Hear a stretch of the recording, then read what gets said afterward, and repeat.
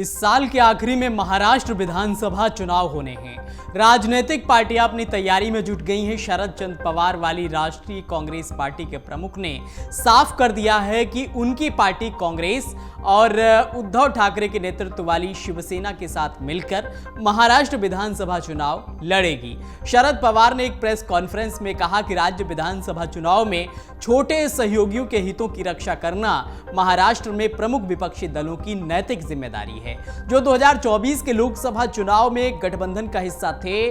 आपको बता दें कि कांग्रेस शरद पवार वाली एनसीपी और शिवसेना यूबीटी विपक्षी महाविकास आघाड़ी का हिस्सा है।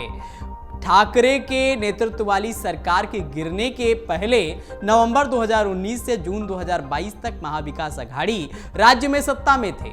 पवार ने कहा कि महाराष्ट्र के लोगों के सामने विपक्ष एकजुट होकर रहेगा। उन्होंने आगे कहा कि राज्य में बदलाव की जरूरत है और इसका निर्वहन करना विपक्षी गठबंधन की नैतिक जिम्मेदारी है। उन्होंने कहा कि जैसे महाभारत में अर्जुन का निशाना मछली की आंख थी, हमारी नजरें महाराष्ट्र चुनाव पर टिकी हुई हैं। कांग्रेस, एनसीपी, शरद पवार और शिवसेना यूबीटी मिलकर विधानसभा का चुनाव लड़ेगी। पूर्व सीएम ने कहा कि राज्य में सीट बंटवारे को लेकर फिलहाल कोई बात शुरू नहीं हुई है, लेकिन जल्द ही इस पर चर्चा होगी। उन्होंने कहा कि लोगों ने 2024 के लोकसभा चुनाव में एनसीपी शरद पवार, शिवसेना यूबीटी और कांग्रेस पर विश्वास दिखाया है। शरद पवार ने आगे कहा कि लेकिन इन तीनों पार्टियों की तरह वाम पार्टियां, पीजेंट्स एंड वर्कर्स पार्टी भी गठबंधन का हिस्सा थी, लेकिन हम उन्हें लोकसभा में सीट नहीं दे सके।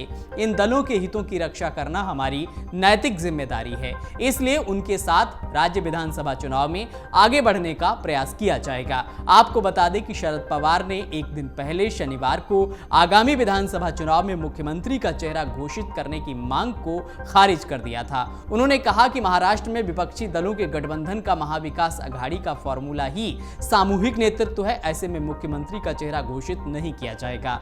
इससे शिवसेना यूबीटी प्रमुख उद्धव ठाकरे की उम्मीदों पर पानी फिर गया।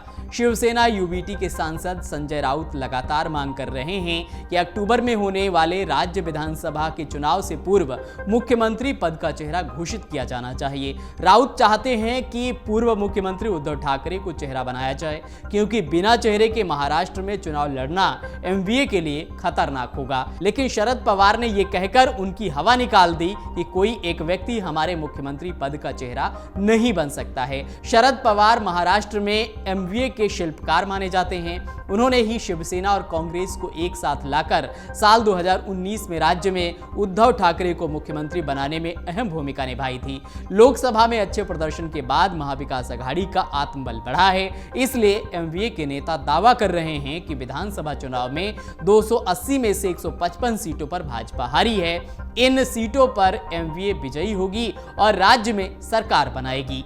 अगर आप ये वीडियो YouTube पर देख रहे हैं तो हमारे चैनल को सब्सक्राइब करें और बेल आइकन को दबाना ना भूलें। अगर आप Facebook पर ये वीडियो देख रहे हैं तो हमारे पेज को लाइक करें।